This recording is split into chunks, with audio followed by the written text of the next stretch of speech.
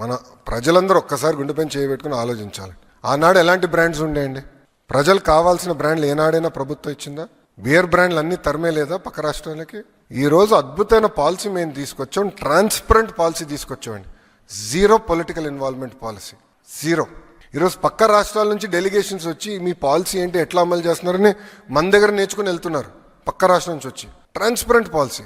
Liquor విషయంలో మొదటి రోజు నుంచి మేము ఆందోళన చేసాం. మేము చెప్పాం, కల్తీ మద్యం అమ్మి ముందల బాబుల్ని చంపేస్తున్నారు, దీనివల్ల ప్రజలు తీవ్రంగా ఇబ్బంది పడుతున్నారు, లివర్ సిరోసిస్ పెరుగుతుంది, లివర్ ఫెయిల్యూర్స్ అవుతున్నాయి, ఎక్కువ మంది చనిపోతున్నారు అని పదే పదే చెప్పాం. రెండోది బ్రాండ్ కిల్లింగ్ చేస్తున్నారు అని మేము చెప్పాం.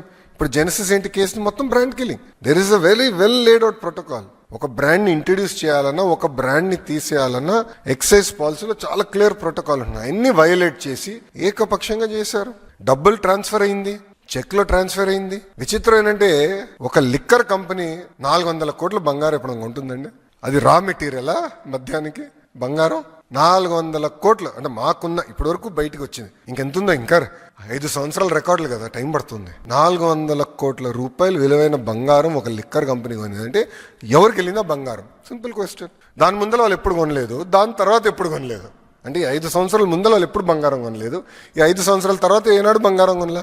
మళ్ళీ అప్పుడే ఎందుకు కొన్నారు? అది కూడా 400 కోట్ల రూపాయలు విలువైన బంగారం. ఇంతంత కాదు. అంటే ఎంత అద్భుతమైన ఇన్వెస్ట్మెంట్ చేశారో అవినీతిలో కూడా నాకు అర్థమైంది అప్పుడు. ఎందుకంటే అప్పుడు బంగారం ధర కూడా తక్కువ ఉండే, ఇప్పుడు విపరీతం పెరిగిపోయింది. క్రిమినలైజేషన్ ఆఫ్ పాలిటిక్స్ కి ఒక అద్భుతమైన ఉదాహరణ. ఒక్క లిక్కర్లోనే అడ్డగోలుగా క్రిమినలైజేషన్ చేశారు. ఇప్పుడు ఆధారాలతో మాకు దొరికినాయి. అదాన్ డిస్టిలరీస్ కి డబ్బు వెళ్ళింది, అదాన్ డిస్టిలరీస్ నుంచి పిఎల్ఆర్ కన్స్ట్రక్షన్ కి డబ్బులు వెళ్ళినాయి వితౌట్ ఎనీ అగ్రిమెంట్.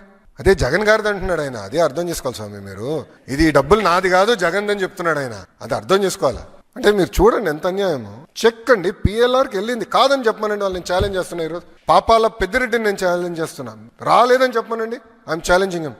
సార్ డబ్బులు వెళ్ళినాయా లేదా? అవినీతి సొమ్ము. పిఎల్ఆర్ అనేది ఒక కరప్ట్ కంపెనీ నంబర్ 1. వాళ్ళ బిజినెస్ ఏంటి? కన్స్ట్రక్షన్. లిక్కర్ కంపెనీ నుంచి డబ్బులు ఎందుకు వెళ్ళినాయి నాకు చెప్పండి sir, please tell me. Liquor company నుంచి పిఎల్ఆర్ కి డబ్బులు ఎందుకు వెళ్ళినాయి? Straight question. వాళ్ళేం కోర్ బిజినెస్ కాదు కదా అది. ఆ డబ్బులు ఎందుకు వెళ్ళినాయి చెప్పమనండి. పాపాల పెద్దిరెడ్డిని నేను ఛాలెంజ్ చేస్తున్నా. నిజంగానే అంత కక్ష ఉంటే 2014 నుంచి 19 మధ్యలో వీళ్ళు బయట తిరిగే పరిస్థితి ఉండేదా స్వామి? తప్పు చేశారు, యాక్షన్ తీసుకున్నాం. There is the matter.